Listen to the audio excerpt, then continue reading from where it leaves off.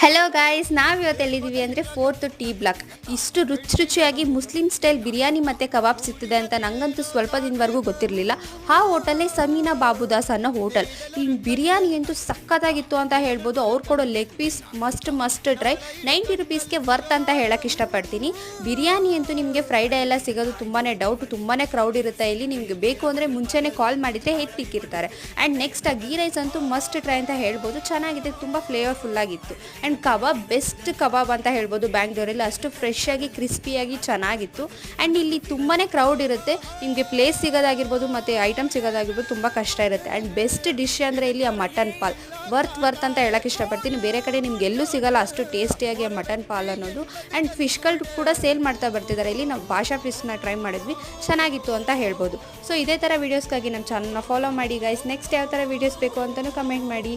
Thank you so much.